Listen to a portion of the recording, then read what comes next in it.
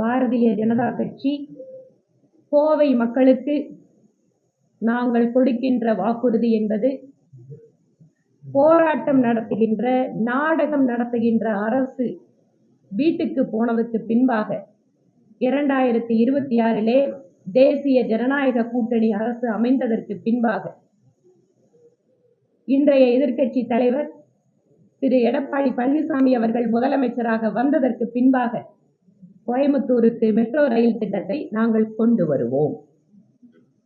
10க்கு 10 கொடுத்த கோவை மக்களுக்கு நாங்கள் மிக சரியான திட்டமிட்டு என்னென்னவெல்லாம் மெட்ரோ ரயில் பாலிசிக்கு ரிக்குவயர்மெண்ட் இருக்கோ, எப்படி அந்த திட்டத்திற்குள்ளாக கோயம்புத்தூருக்கு அந்த திட்ட வரையறைகளுக்கு உட்பட்டு அந்த திட்டத்தை மாற்றி அமைத்து அதை பெற்று வர வேண்டுமோ அதை நிச்சயமாக நாங்கள் செய்வோம் என கோவை மக்களுக்கு நாங்கள் உறுதியளிக்கிறோம்.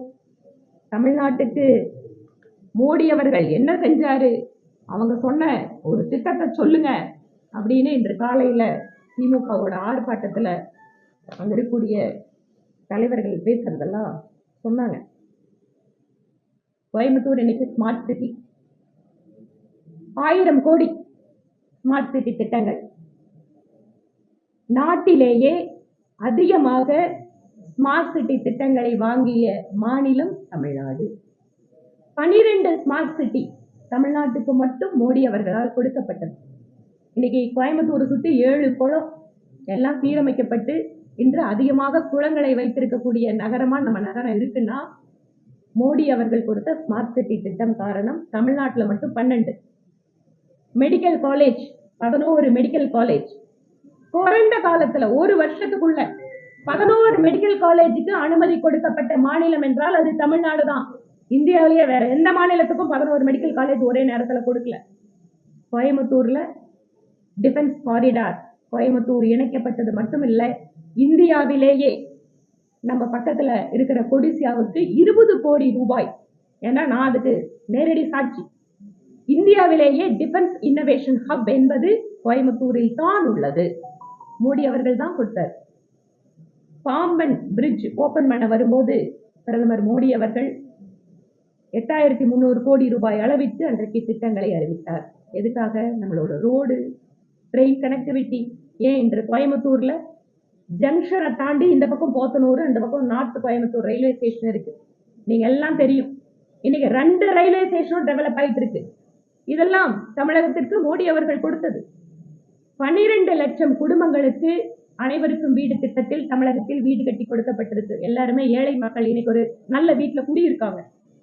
நம்முடைய விவசாயிகள், ஏழை விவசாயிகளுக்கு இதுவரை 12,000 கோடி ரூபாய் நேரடியாக அவர்கள் வங்கி கணக்கிலே தமிழ்நாட்டு விவசாயிகளுக்கு கொடுக்கப்பட்டிருக்கு. ஏர்போர்ட், திருச்சியோட நியூ டெர்மினல் தமிழ்நாட்டுக்குள்ளதான் இருக்கு. அதையும் மோடி அவர்கள் தான் கொடுத்திருக்கிறார். இந்த மாதிரி இன்னும் ரோடு, ட்ரெயின், போர்ட் டெவலப்மெண்ட், இந்த மாதிரி 77 மாடர்னைஸ் ரயில்வே ஸ்டேஷன் ட்ரெயின்ல மட்டும் கொடுத்திருக்கிறது மோடி அவர்கள் தமிழ்நாட்டுக்கு. அது மட்டுமல்ல, 2004 இருந்து 14 வரை திமுக அங்கம் வகித்த யூபிஏ அரசாங்கம் என்ன தமிழகத்திற்கு 10 வருட காலம் கொடுத்தார்களோ அதை விட 3 மடங்கு அதிகமான நிதியை பிரதமர் மோடி அவர்கள் தமிழகத்திற்கு கொடுத்திருக்கிறார். அதனால என்ன கொடுத்தாருன்னா கொஞ்சம் கொடுக்கறத சரியாக தமிழக மக்களுக்கு எடுத்துட்டு போகணும் அப்படிங்கிற எண்ணம் இருந்தால், அல்லது மத்திய அரசாங்கத்தோடு என்னவெல்லாம் திட்டங்களை தமிழ்நாட்டு மக்களுக்கு நாம வாங்கி கொடுக்கலாம் அப்படிங்கிற உண்மையான அக்கறை இருந்திருந்தால், நேற்று பிரதமர் வந்திருக்கின்ற பொழுது ஒரு புரோட்டோகால் படி மாநிலத்தோட முதல்வர் நேரில் கூட வந்து பேசியிருக்கலாம். எலெக்ஷன் நெருங்கிட்டு இருக்கு, திருப்பியும் மோடி அவர்களுக்கு எதிராக நாம தமிழ்நாட்டு மக்களை திசை திருப்பலாம் அப்படிங்கிற டிராமாவுக்காக திமுக அரசு இந்த மெட்ரோ ரயில் திட்ட விவகாரத்தில் இரட்டை வேடம் போட்டுக் கொண்டிருக்கிறார்கள். கடுமையான நிர்வாக சீர்கேடு. இன்று காலையில கூட ஜிஹெச்ல ஒரு ஸ்கூல் கேர்ள் வந்து இறந்திருக்கு. பள்ளி கல்வித்துறையில கல்வியில் சிறந்த தமிழ்நாடு அப்படின்னு கூட்டம் நடத்துறாங்க, தங்களுக்கு தாங்களே பாராட்டு தெரிவிச்சிருக்காங்க. ஆனா ஸ்கூல்ல படிக்கிற குழந்தைங்களுக்கு பாதுகாப்பு இல்லை.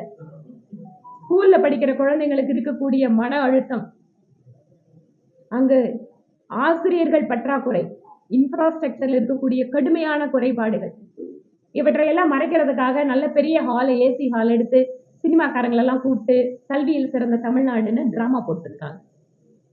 சட்டம் ஒழுங்கு ஒவ்வொரு நாளும் கொலை, கொள்ளை, திருட்டு, வழிப்பறி அதிகமாயிட்டே வர்றத அரசாங்கமே ஒத்துக்குது. பெண்களுக்கு எதிரான குற்றங்கள் 3 மடங்கு அதிகரித்திருக்கிறது. இதுவும் மாநில அரசை ஒப்புக்கொள்கிறது. இன்று தமிழகத்தில் பெண்களுக்கு எதிரான குற்றங்கள், குழந்தைகளுக்கு எதிரான குற்றங்கள் மிக அதிக அளவில் அதிகரித்திருக்கிறது. இந்த கோபத்தை எல்லாம் மக்கள் கிட்ட இருந்து திசை திருப்புறதுக்காக வழக்கம் போல மோடி அவர்கள் தமிழ்நாட்டுக்கு எதிராக இருக்காரு, தமிழர்களை வஞ்சிக்கிறாரு. வேஷ்டி கட்டிட்டா போதுமா, திருக்குறள் சொல்லிட்டா போதுமா? முதலமைச்சர் அவர்களே, நாங்களும் கேட்கிறோம், நான் டெல்டாக்காரன் அப்படின்னு சொல்லிட்டு எப்படி டெல்டா மக்கள் விவசாயிகளை ஏமாத்துறீங்களோ அதே போல கோயம்புத்தூருக்கு நாங்க அதை செய்யறோம் இதை செய்யறோம், 200 கோடி ரூபாய் கொடுத்தேன்னு சொல்றாங்க. 200 கோடி ரூபாய் நானும் 4 வருஷமா அசம்பிளியில பேசிட்டு இருக்கேங்க. நான் எப்ப எந்திரிச்சு கோயம்புத்தூருக்கு ரோடு மோசமா இருக்குன்னு சொன்னாலும் உடனே எந்திரிச்சு 200 கோடிம்பாங்க. அந்த 200 கோடியை 200 தடவை சொல்லிட்டாங்க. நான் உங்ககிட்ட கேட்கிறேன், கோயம்புத்தூர்ல ரோடுங்கள்லாம் உருப்படியா இருக்குங்களா? நைட்டு நேரத்துல 2 வீலர்ல போறவங்க உயிரை கையில பிடிச்சிட்டு போயிட்டு இருக்காங்க. ஒண்ணு தெருவில் தெரிய மாட்டேங்குது, இல்லைன்னா குண்டும் குழியுமா இருக்கு ரோடு. இதுதான் இவங்க 200 கோடியை இத்தனை வருஷமா போட்டு இருக்கிற ரோடா? இந்த மாதிரி ஒவ்வொரு குற்றச்சாட்டம் சொல்லணும்னா சொல்லிட்டே போலாம். அதனால் நிர்வாக சீர்கேடுகள், மந்திரிகள் மேல இருக்கக்கூடிய ஊழல் குற்றச்சாட்டுகள், அண்ணா திராவிட முன்னேற்ற கழகத்தை பார்த்து நீங்க ரைடு வந்தா டெல்லிக்கு போறாங்கன்னு கேட்கறாங்களே. டாஸ்மாக் ரைடுக்கு அப்புறம் உங்களோட முதலமைச்சர் எதுக்கு இங்க டெல்லிக்கு போனாரு? உங்களோட மினிஸ்டர்ஸ் மேல என்போர்ஸ்மெண்ட் டைரக்டரேட் குற்ற பத்திரிக்கை கொடுக்கறாங்க. உங்களுடைய பதில் என்ன? இதுதான் நீங்க ஊழல் இல்லாம நேர்மையா அரசாங்கத்தை நடத்துற விதமா?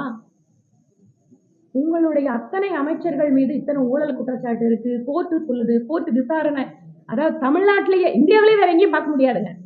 ஜெயில இருக்கிற மந்திரியாக வச்சிருக்கிற வரலாற்றுக்கெல்லாம் சொந்தக்காரங்க திமுகவோட அரசு. 12 வருஷ காலம் இன்று உலகத்திலேயே இந்தியாவை தலைநிமிர செய்தவர் பிரதமர் மோடி அவர்கள். வளர்ந்து வரக்கூடிய பொருளாதாரத்துல மிக வேகமாக வளர்ந்து வருகின்ற நாடாக நமக்கென்று ஒரு மிகப்பெரிய குறிக்கோளோடு, ஒரு விஷனோட இந்த இந்திய நாட்டை எடுத்து சென்று கொண்டிருக்கிறார். அதனால் அவரு ஏதோ ஒரு குறிப்பிட்ட மாநிலத்திற்கு எதிராக இருக்கிறோம், இல்ல மக்களுக்கு எதிராக இருக்கிறோம் அப்படிங்கிற பொய் பிரச்சாரம் இனிமேலும் எடுபடாது. 40 எம்பிக்களை தமிழ்நாட்டு மக்கள் கொடுத்தாங்க. ஏதாவது பிரயோஜனம் உண்டா? திராவிட முன்னேற்ற கழகத்தோட கூட்டணி 40 எம்பிக்களை வச்சிருக்கிறீங்களே, ஏன் உங்களால திட்டத்தை கொண்டு வர முடியல? அப்போ உங்களுக்கு 40 எம்பி கொடுத்தது வேஸ்ட் தானே மக்கள் புரிஞ்சுக்க ஆரம்பிச்சிருக்காங்கல்ல. அதனால் எலெக்ஷன் நெருங்குற நேரத்துல 14ஆம் தேதி வந்த சர்க்குலரை வேண்டுமென்றே பிரதமர் வருகின்ற பொழுது வெளியிட்டு, பிரதமர் மோடி அவர்கள் ஏதோ தமிழ்நாட்டு மக்களுக்கு எதிராக இருக்கிறது போல இவர்கள் நடத்தி கொண்டு இருக்கக்கூடிய நாடகத்தை இனிமேலும் தமிழகத்து மக்கள் நம்ப மாட்டார்கள்.